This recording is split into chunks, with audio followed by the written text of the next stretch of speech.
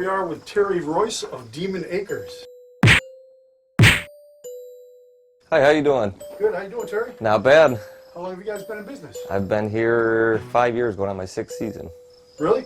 Is this 6 years in the haunt industry completely? No, I used to work for a few local haunts, and eventually I decided to go out on my own and try it myself. Nice. Now, so you were a scare actor. Yes. So when you decided to first pull the trigger and open your own haunt, what was the first step? Well, the first step is we went and walked the property, make sure everything was good.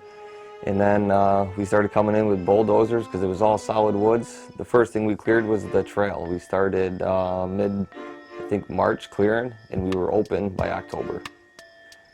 So when you said you walked the property, it was basically just woods though, right? It was straight woods from the road all the way back. Actually, when we started clearing, we started up here by the house. And then cleared the hayride, and then just made the trail out to the road. So did you start with just a hayride? Yes, we ran the hayride for 2 years before I built a haunted house. Well, I'm a haunted house person, and much more than a hayride, and I love your haunted house. Frankly, I think it's an awesome addition. Thank you. One of the things about your hayride is that when I went through it the first time, the number one thing that struck me was how close the sets are to the wagon. I feel like you're really going through a small town. Was that something that you thought of, or have you been on other hayrides where you like that idea? A lot of the hayrides I've been on, and everything's so far back, and it just takes so long, I think, for them to get to you, that when I designed mine, that I wanted everything up close, so you were going actually through the scene and not driving by a scene, which I like that. And I think everything's got to be bigger on a hayride. Hayrides are much tougher.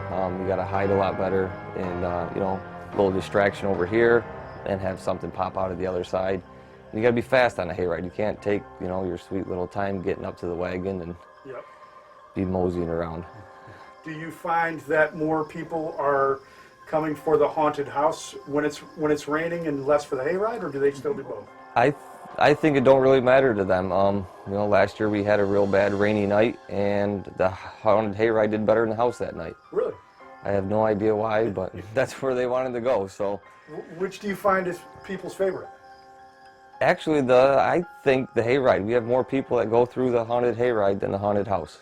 The hayride's more family friendly. The people that love to get terrified and all that, they will go through the house. But gotcha. The hayride definitely puts more people through. Now, you were talking about a new thing that you offer for families with kids who might get scared. Can you tell me about that? Yes, I came up with these things. They're monster illuminated glasses. They're glow in the dark. You put them on your little head, and when you're out on the hayride, the monsters will leave you alone. That's a great idea. This is your first year doing that? We did that last year, and it worked really well. What would you say are the appropriate ages? I think it really all depends. All depends on your kid or how they're going to handle it. But the haunted house, would you say that's a little scary, more intense? That's definitely a little more intense. Like I said, it all depends, because we have 10-year-olds that come through here and think they're King Kong, and then we got other ones. We got teenagers that we take out the chicken door. So. Really?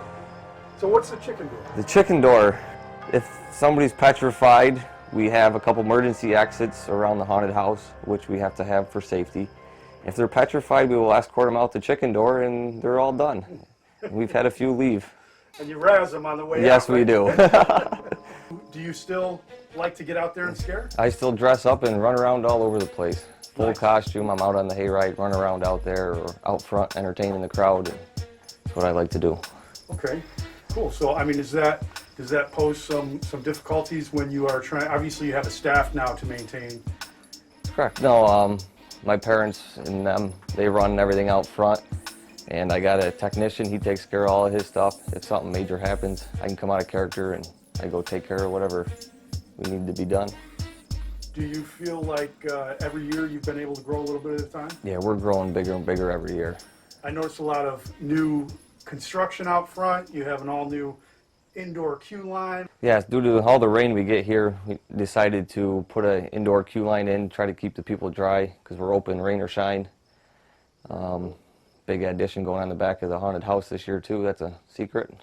Okay, I won't ask you too much about that, but is it going to be larger now? It's going to be longer, correct. One of the favorite things about Demon Acres to me is walking down that creepy trail that's you have lit with torches. Torches driveway. Yep. That's Exactly. everyone says that's probably the most favorite part is trying to figure out. Wow, we got to walk up there and we're not even here yet. And, Right.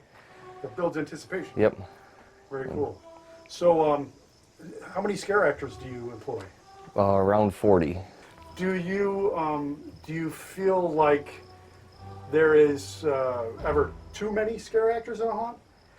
There can be, yes, because sometimes the one scare actor can distract from the other scare that the other guy is trying to do, and it takes away from the effect.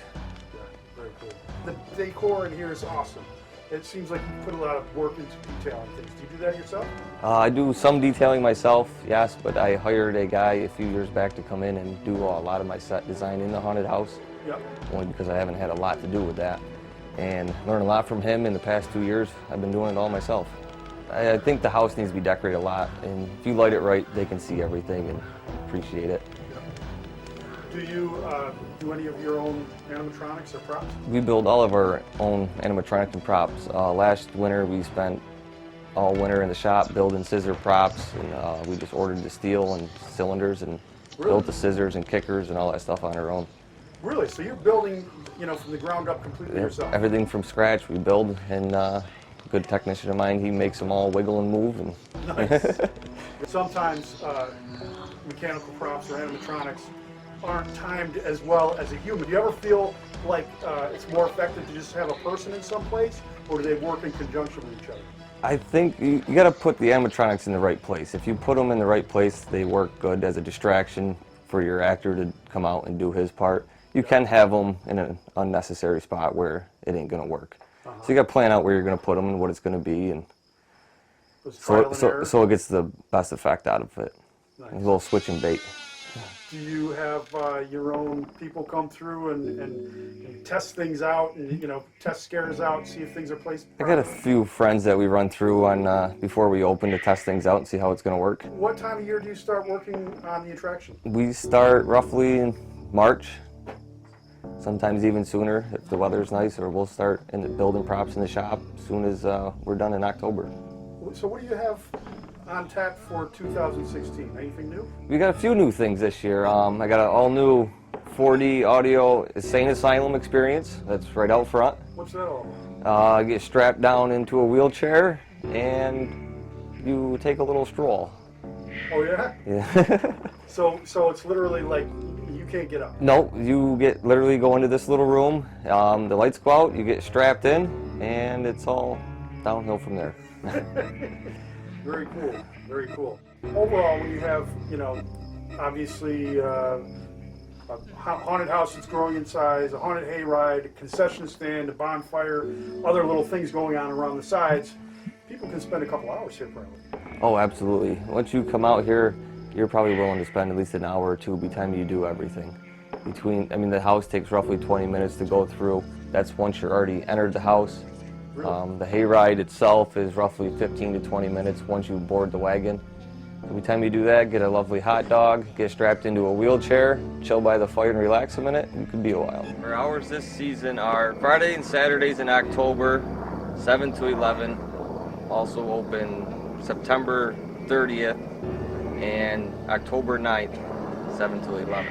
And you do something special for special needs? Yes, we also have been doing a special needs night. That is October 9th at 6 o'clock, I believe, just before we open for the big show.